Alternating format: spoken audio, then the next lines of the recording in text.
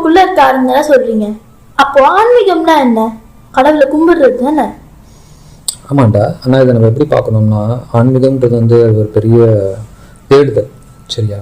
So அகத்தேடல் புறத்தேடல் அப்படின்னு சொல்லுவாங்க.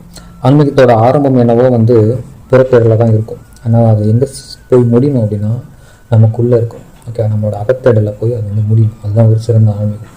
உதாரணம் வந்து சொல்லணும்னா நிறைய இருக்குது. ஃபார் எக்ஸாம்பிள் நம்ம ரஜினி சார் எடுத்துக்கிட்டோம்னு வச்சுக்கேன். நான் சின்ன பிள்ளையாக இருக்கும்போது அவர் வந்து ராகவேந்திராவுடைய டிவோட்டியாக இருந்தார். அப்புறம் வந்து சிவன். இப்போ வந்து நம்ம பாபா அப்படின்னு சொல்கிறோம், இமயமலைக்கெலாம் போகிறாரு. ஸோ சில பேர் அது கிண்டலாக சொல்லுவாங்க, அது வந்து மாற்றிக்கிட்டே இருக்காரு அப்படின்ட்டு. அது புரியாதவங்க சொல்கிறது. பட் என்னை பொறுத்த வரைக்கும் பார்த்தீங்கன்னா அது ஒரு ஜேர்னி. ஓகேவா? ஒரு ஆரம்பத்திலேருந்து இப்போ அவர் எவ்வளோ தூரம் போயிருக்காரு நம்ம பார்க்குறோம் இல்லையா? ஆன்மீகம்ன்றது அந்த ஒரு பெரிய ட்ராவல்.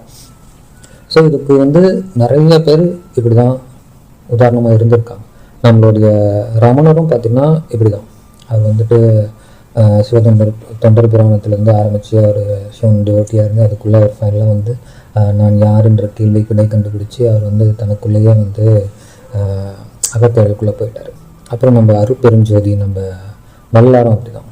அவரும் அங்கேருந்து ஆரம்பித்தார். ஸோ சிவனோட டிவோட்டியாக இருந்தார். அதுக்கப்புறம் வந்து முருகன் கோயிலெல்லாம் நிறைய பாட்டெல்லாம் பாடியிருக்காரு. ஸோ ஃபைனலாக வந்துட்டு அவர் வந்து தனக்குள்ளேயே அது என்ன அப்படின்றதுக்கான அகத்தேடலுக்குள்ளே போய் அவர் வந்து ஒரு ஆன்மீக பாதை அப்படி போச்சு.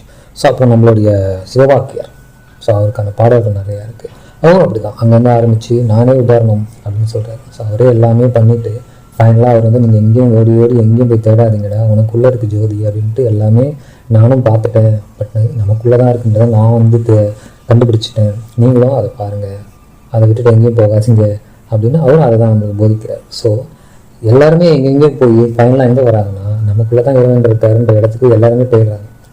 அதுதான் சிறந்த ஆன்மீகம். அதுதான் நல்ல முடிவும் கூட. இது வந்து சில பேருக்கு சில இடத்துல கிடைக்கலாம். சில பேர் வந்து தேடுதல் தொடர்ந்துக்கிட்டே இருக்கலாம்.